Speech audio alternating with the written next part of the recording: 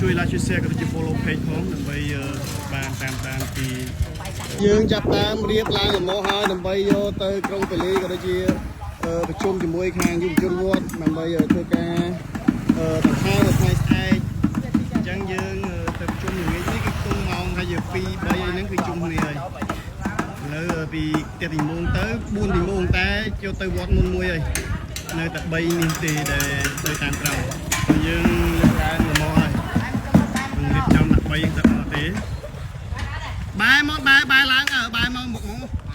ហើយមើលប្រជាជាតិគ្នាមក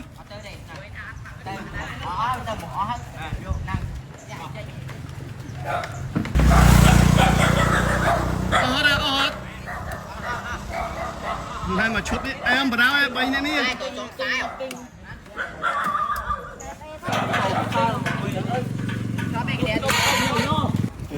យើងយកទៅក្រុងពលីល្ងាចនឹងនៅវត្តសំប៉ានអញ្ចឹងសម្រាប់ហ្វេនសំប៉ាន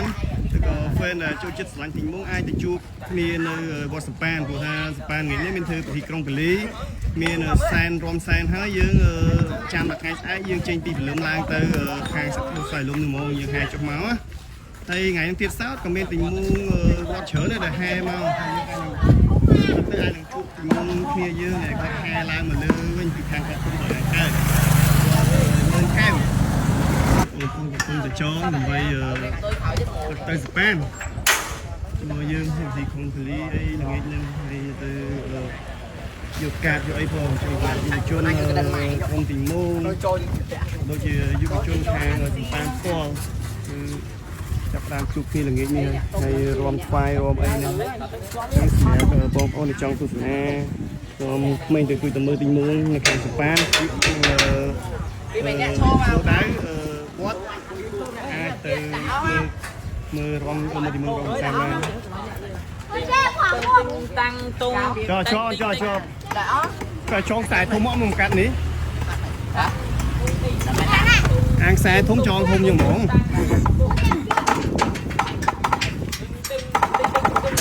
នេះលត់អាវឲ្យចងពីនេះទៅគេមួយទៀតមកនេះទៅសងខាងមកចងទាញមកមុខកាត់ខ្សែបន្តចងមកមុខឲ្យការពារវាចងពីធំលើឡើងជាកេះចងមកនេះកាត់ខ្សែបន្តចងតគ្នាកាត់ខ្សែចងតគ្នាទិញចូលទុកមកកាត់អានេះទៀតណានេះអូយចងឲ្យដាក់កាត់ចងអស់ទៅបានមុំទៅនិយាយនេះឯងចងពីចកេះនេះមកឲ្យយកមកពីកមកអីមកអញ្ចឹងវាទុកទៅបានច្រើនដាក់បានលោកនេះថៃចាប់ទៅ3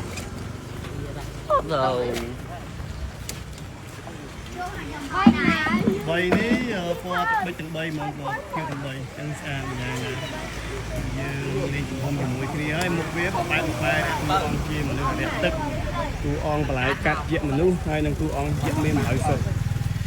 អញ្ចឹង3នេះគឺអែមហើយនៅមេតបមួយទៀតដែលយើងដាក់គ្នាយើងទៅខាងវត្តមួយមុនហើយមិនមូលវាហងអត់ដុំទីនេះទេណាចឹងទៅវីដេអូនេះគឺមានប៉ុណ្្នឹងទេចាំខ្ញុំតទៀតពេលយើងឆ្លងទូសប៉ានហ្នឹងហើយជួយ like ជួយ share ក៏ដូចជា follow page ផងដើម្បីបានតាមពីដំណើរជំនុំយើងក្នុងមួយទីភាសាហ្នឹងខ្ញុំថតទាំងអស់ទៀតខ្ញុំថតនៅបារមីមើលកែវជំរាបលាពុកម៉ែបងប្អូនទាំងអស់